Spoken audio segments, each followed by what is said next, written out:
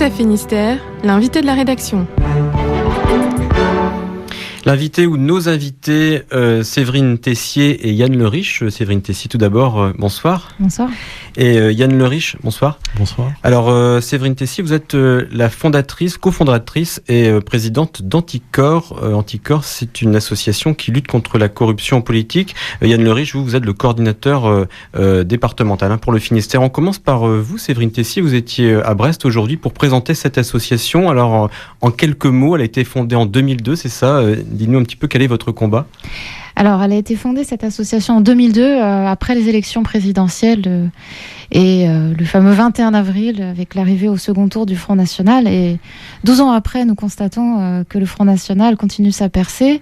D'ailleurs, la carte du vote extrême et de l'abstention épouse celle de la corruption. C'est donc qu'il y a un lien de causalité entre le désordre démocratique, ou plutôt c'est l'ensemble des problématiques, et celle des affaires. Et Anticorps s'est développé depuis 12 ans à travers toute la France, une cinquantaine de groupes locaux, à travers à la fois des actions locales, des campagnes citoyennes. Nous proposons des chartes éthiques, et ça a été le cas d'ailleurs pour ces élections cantonales, départementales. Et nous avons également quelques procédures qui ont débouché sur des condamnations, dont celle la plus connue pour Anticorps, c'était la condamnation de l'ancien président de la République, Jacques Chirac. Voilà, donc l'association s'est beaucoup développée et désormais avec une antenne régionale. Alors on va en parler justement avec Yann Le Riche dans quelques secondes. On va reparler de cette charte éthique départementale justement.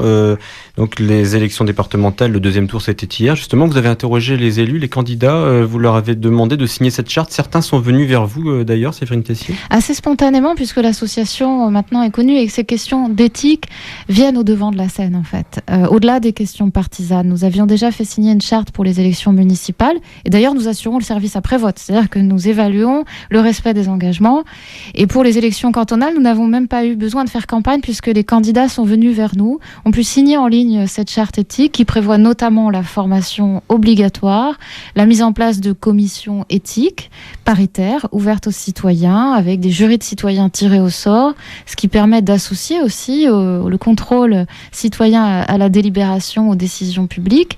Et puis la publication des déclarations d'intérêt, le non-cumul des mandats, des choses qui semblent assez élémentaires, mais qui montrent aussi une avant-garde et des élus qui s'engagent au-delà finalement des obligations légales. C'est ça qui est important. Il y a un changement, vous le constatez? Il y a un vrai changement des pratiques et en même temps le résultat des élections est quand même désolant parce qu'on voit un fractionnement de l'électorat, les choix ne sont pas lisibles, un rejet manifeste, un coup à gauche, un coup à droite. On parle d'alternance maintenant aussi avec cette percée constante de l'extrême droite et j'en appelle aussi ici très clairement à un troisième tour citoyen. C'est le moment d'aller conquérir ce pouvoir citoyen. Et de quelle manière justement? Comment est-ce que les citoyens peuvent s'impliquer concrètement quand les élus sont dans leur bastion, pour dire les choses comme elles sont?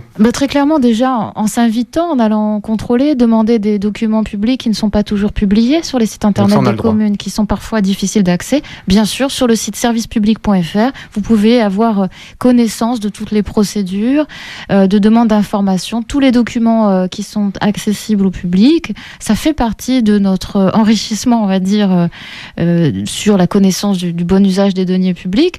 Et puis aussi de s'impliquer à travers des commissions locales, même si toutes les communes n'ont pas développé les jurys de citoyens. Certaines sont à travers les chartes éthiques déjà à l'avant-garde justement. Et nous préconisons aussi une formation pour les citoyens. C'est à la limite, c'est de l'intelligence collective. Alors Séverine Tessier, Anticorps, c'est une association indépendante. Vous avez un budget indépendant, ce qui vous permet d'ester en justice, donc de porter plainte concrètement. Oui, très clairement, l'indépendance d'Anticorps tient à son financement qui est exclusivement assuré par les cotisations des adhérents et par des dons. Nous mettons en place des donations en ligne, c'est-à-dire que pour lancer une action judiciaire, par exemple, si nous avons besoin de 1 500 € pour une constitution de partie civile, pour consigner, nous allons lancer une demande de participative, en fait, de collecte de fonds.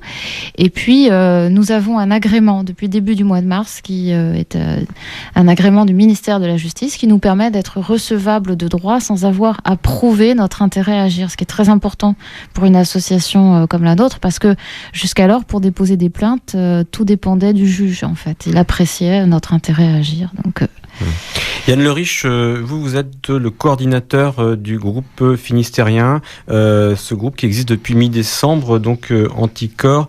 Qu'est-ce qui fait que vous avez justement intégré ce groupe, cette association? Alors, on est trois à la coordination. C'est un département qui est assez vaste, le nord, le sud et le centre.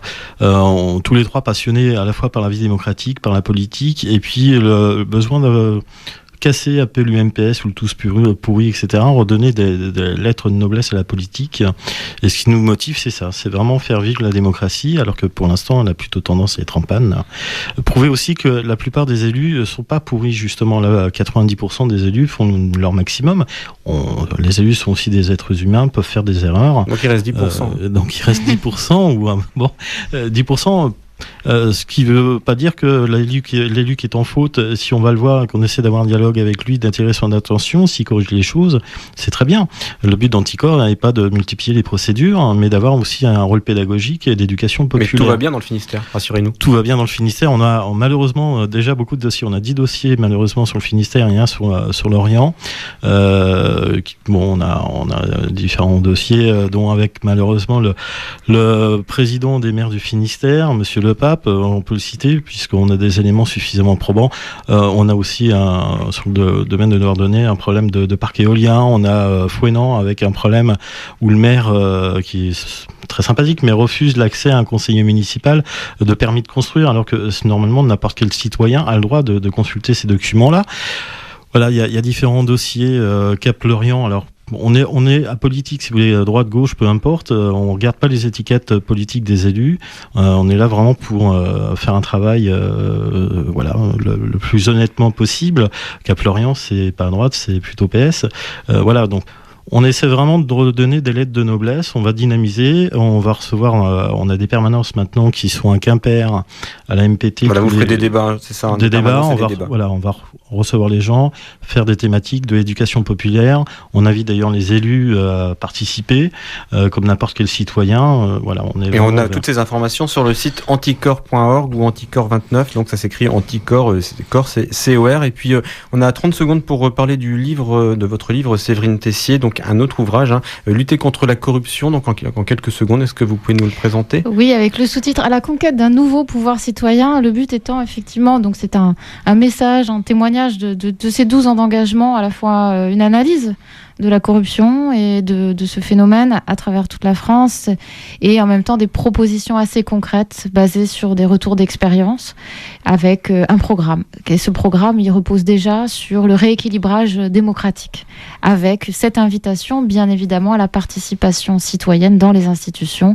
Donc espérons. Lutter contre la corruption, donc à la conquête d'un nouveau pouvoir citoyen, et c'est aux éditions François Bourin. Merci Séverine Tessier, cofondatrice d'Anticorps avec le juge Alphen, on le rappelle, et Yann Le Riche, donc coordinateur pour le Finistère. Je vous redonne le micro pour la météo, Renan Strelu.